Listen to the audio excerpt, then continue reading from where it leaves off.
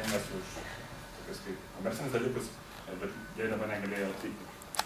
Taigi, vis dažniau mes susidurime su saugumo problemomis ir tai mus verčia ieškoti naujų inovatyvių sprendimo būdų. Nors problemos egzistuoja, vis tiek kroviniai juda sausuma, nes laiko ir kaštų santykis labai priimtinas klientui.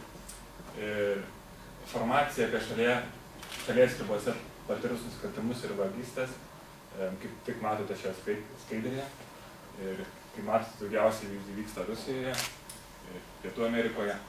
Ir štai atsirado mes, mūsų komanda Kaspinis Apuokas, su inspiruota partnerė UAB INTA, su nauju saugumo problemų spręsti būdu. Visus šios punktus išvardysiu, kai rodysim video medžiagą, kurie pamatysite, kokiu būdu mes nusprendėme išspręsti šią problemą, bei matydami video galėsite suprasti saugumo sistemos veikimo principą.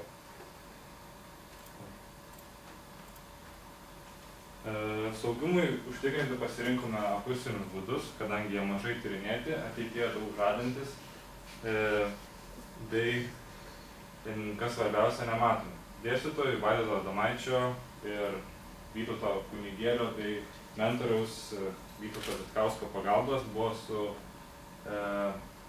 formuotas teorinis eksperimento planas.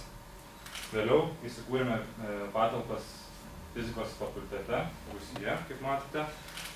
Sujungė aparatūrą, reikalinga atlikti matavimus, tai yra garsiakalbis, membranos, keletas kompiuterių, stiprintuvai, mikrofonai ir taip toliau. Pradėjome tyrimus. Tyrimams praleidome nemažai laiko, jų padarėme 63. Naudodamiesi programų paketais Adobe Audition, sugebėjome išskirti signalų atsaką, pamatyti skirtumą, bei pasitarę su dėstytojais, tais pačiais anksčiau minėtais, naudodamiesi MATLAB programa, kurią pamatysite vėliau, sugebėjome palei koreliacinius algoritmus išskirti skirtumą tarp signalų atsakų.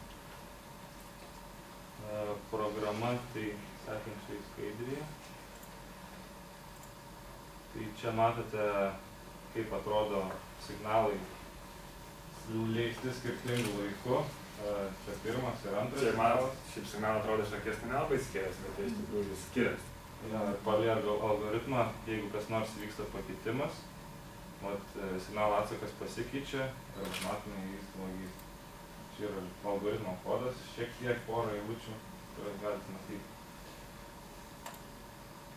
Tai kaip mūsų tikslinė rinka sudaro, tai krovinius toks eksportuojančias įmonės bei draudimo kompanijos. Ir kaip mūsų abiejais atvejais esminis dalykas yra saugoti krovinį. Nes kai matot iš skaidrėje, kad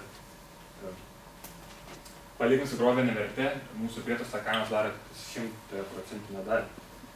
Ir taigi klientas lieka ir saugęs krovinį ir pinigų kiekį. O konkurentų šioje srityje kaip tokių kaip mūsų nėra, nes kitos egzistuojančios šiuo metu priemonės jos saugo kitų būdų. Vis tik gali parodyti, kur juda krovinys ir ar durys yra sandarios. Ateities planai, ateityje planuojama pereiti į negirdimų dažnių diapazoną, kadangi dabar kol kas yra girdimas dažnių diapazonas, padidinti algoritmo tikslumą. Po to pasitarę su elektronikos specialistais fizikos fakultete pradėsime formuoti elektroninius grandynus, galinčius automatiškai tiek leisti signalą, tiek jį nuskaityti ir automatiškai apdoroti. Mūsų partneris INTA turi GPS tracker sistemos, tai todėl galėsime bandyti ir aiškintis, kaip suderinti savo sukurtą prietaisą su tomis GPS tracker sistemomis. Gerai, Viskas? dėkui. Gerai, tai Vailio nuims minutę ir kokį įvais Marta vedu ir Workį. O kiek laiko